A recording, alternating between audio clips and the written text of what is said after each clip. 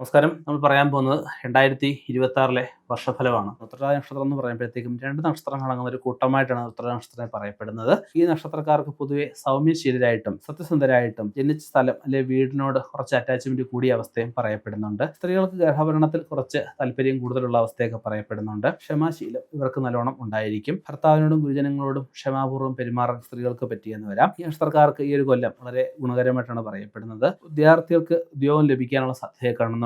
ബിസിനസ്സുകാർക്ക് പുതിയ ബിസിനസ് തുടങ്ങാനുള്ള അവസരങ്ങളൊക്കെ കാണുന്നുണ്ട്. ജോലി മാറിക്കയറാൻ ഉദ്ദേശിക്കുന്നവർക്ക് നല്ല സമയമാണ്. പ്രൈവറ്റ് മേഖലയിൽ നിൽക്കുന്നവർക്ക് ടെസ്റ്റ് ഒക്കെ എഴുതി സർക്കാർ ജോലി കിട്ടാനുള്ള സാധ്യത കാണുന്നുണ്ട്. വരവിൽ കവിഞ്ഞ ചെലവുകളൊക്കെ ഉണ്ടാവാൻ സാധ്യത കാണുന്നുണ്ട്. യുവജനങ്ങൾക്ക് വിവാഹകാര്യങ്ങളിലൊക്കെ തീർപ്പുണ്ടാകുന്നതായിരിക്കും. ജോലിക്കാര്യങ്ങൾ തടസ്സങ്ങളൊക്കെ ഉണ്ടായിരുന്ന തടസ്സങ്ങളൊക്കെ മാറി നല്ല ജോലി കിട്ടാനുള്ള സാധ്യത യുവജനങ്ങൾക്ക് കാണുന്നുണ്ട്. ശത്രുക്കളുടെ നിഗൂഢമായിട്ടുള്ള നീക്കങ്ങൾ ശല്യപ്പെടുത്തിയെന്ന് വരാം. പ്രകൃതി ദത്തമായിട്ടുള്ള എന്തെങ്കിലും വസ്തുക്കളൊക്കെ കൈമോശം വരാനുള്ള സാധ്യത കാണുന്നുണ്ട്. സമാധാനം നിലനിർത്താനായിട്ട് കുറച്ച് അസാന്തം പരിശ്രമിക്കണം എന്നൊരവസ്ഥ പറയപ്പെടുന്നുണ്ട്. കൃഷിയിൽ ആദായം വർദ്ധിക്കുന്ന അവസ്ഥ പറയപ്പെടുന്നുണ്ട്. വാടക ആയിട്ട് ബന്ധപ്പെട്ട് ആദായം വർദ്ധിക്കുന്ന അവസ്ഥ പറയപ്പെടുന്നുണ്ട്. സന്താനങ്ങളെ കൊണ്ട് അഭിവൃദ്ധികൾ ഉണ്ടാകുന്ന ഒരു സമയമായിട്ട് പറയപ്പെടുന്നുണ്ട്. ഭാര്യയ്ക്ക് ചില്ലറ അസുഖങ്ങളൊക്കെ വന്നിരുന്ന അവസ്ഥ പറയപ്പെടുന്നുണ്ട്. ഉന്നത വിദ്യാഭ്യാസ രംഗത്ത് നിൽക്കുന്നവർക്ക് പുരോഗതി ഉണ്ടാകുന്ന അവസ്ഥ പറയപ്പെടുന്നുണ്ട്. അധ്യാപകർക്ക് നല്ല സമയമായിട്ട് പറയപ്പെടുന്നുണ്ട്.